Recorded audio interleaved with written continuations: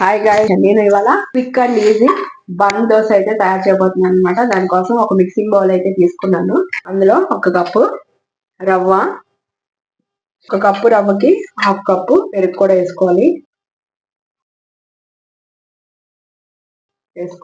Mix చేసుకోవాలి బాగా.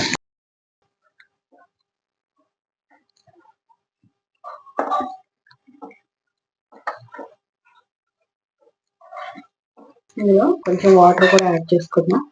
ఈ కప్తో హాఫ్ కప్ వాటర్ అయితే పోస్తున్నాను.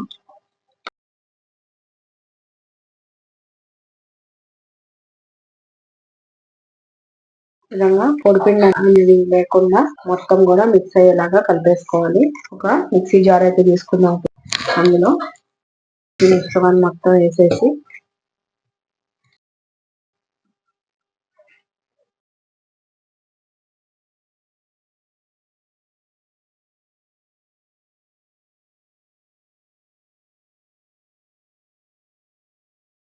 అంటే ఒక పావు కప్పు వాటర్ పోసుకొని దోశ పిండి లాగా దీన్ని గ్రైండ్ అయితే చేసేసుకోవాలి.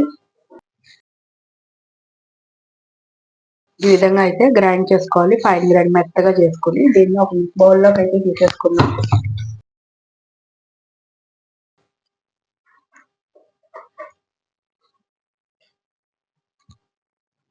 నేను దీనికి తాలింపు వేసుకోవాలి. దానికోసం ఒక బాండీ అయితే పెట్టేసుకున్నాను. గ్యాస్ వెలిగించుకుంటున్నాను. ఒక 3 స్పూన్స్ ఆయిల్ అయితే పోసుకుందాం అనమాట. ఆయిల్ హీట్ ఎక్కిన తర్వాత ఒక స్పూన్ జీలకర్ర, ఒక స్పూన్ ఆవాలు, ఈ విధంగా కొంచెం ఆవాలు జీలకర్ర వేగే వరకు ఫ్రై చేసుకోవాలి. ఆవాలు జీలకర్ర ఫ్రై అయిపోయిన తర్వాత ఒక 4 పచ్చిమిర్చి, కరివేపాకు, ఒక మీడియం సైజు ఆనియన్, ఒక క్యారెట్, ఒక బిగ్ క్యారెట్ అయితే వేసుకున్నాను. చిన్న అయితే 2 వేసుకోవచ్చు. సో ఇవన్నీ బాగా కలిసేలాగా ఫ్రై చేసుకుందాం. ఒక హాఫ్ స్పూన్ సాల్ట్,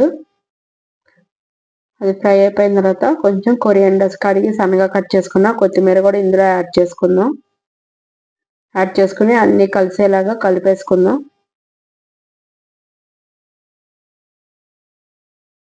ఇప్పుడు ఫ్రై చేసుకున్న ఇది తాలింపుని ఇందులో వేసేసుకుందాం. మనం కలిపి పెట్టుకున్న బ్యాటర్లో వేసేసుకోవాలి. ఇందాక బ్యాటర్ చేసుకున్నప్పుడు అందులో సాల్ట్ అయితే వేసుకోలేదు కదా, ఒక స్పూన్ ఆల్రెడీ మిక్స్లో వేసాం కాబట్టి ఒక స్పూన్ అయితే సరిపోతుంది. ఒక హాఫ్ స్పూను బేకింగ్ సోడా వేసి దీన్ని మొత్తాన్ని కూడా కలిపేసుకోవాలి.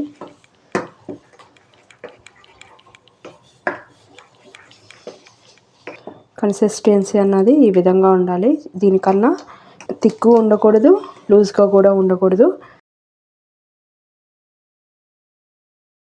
ఇప్పుడు చిన్నది ఇలా తాలింపు వేసుకునే బాండీ ఉంటుంది కదా, అది పెట్టుకోవాలన్నమాట. దీనికి అంటే బన్ అంటే చిన్నగా ఉంటుంది కదా, చిన్నగా రౌండ్గా రావడం కోసమని నేను అది పెట్టుకున్నాను. గ్యాస్ వెలిగించుకున్నాను. బాండీ హీట్ ఎక్కిన తర్వాత ఇందులో ఒక పావు స్పూను ఆయిల్ అయితే వేసుకోవాలి. లో ఫ్లేమ్లో పెట్టుకొని మనం చేసుకున్న బ్యాటర్ ఉంది కదా, అది పెద్ద గరిట అయితే ఒక ఫుల్ గరిట, చిన్నదైతే కనుక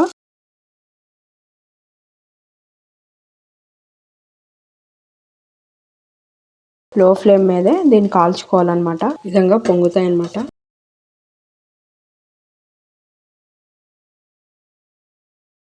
స్లోగా ఈ విధంగా ఫ్రై అయిన తర్వాత దీన్ని మళ్ళీ తిరిగేసుకోవాలి. ఈ విధంగా గోల్డెన్ బ్రౌన్ కలర్ వచ్చే వరకు ఫ్రై చేసుకొని తిరిగేసుకున్న తర్వాత మళ్ళీ ఒక పావు స్పూన్ ఆయిల్ అయితే వేసుకోవాలి.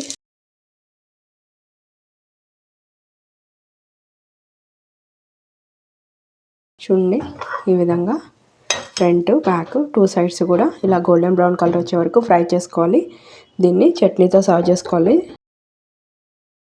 ఎమ్మీ బన్ దోశ అయితే రెడీ అయిపోయింది. చూడండి మీరేను ఎంత ఫ్లఫీగా ఉందో, దూదుల్లాగా ఉందన్నమాట. మీరు కూడా ఇన్స్టెంట్ బన్ దోశ ట్రై చేసుకొని టేస్ట్ ఎలా ఉందో నాకు కామెంట్ రూపంలో చెప్పండి. మీరు కనుక ఫస్ట్ టైం కనుక నా ఛానల్ చూస్తున్నట్టయితే సబ్స్క్రైబ్ చేసుకోండి.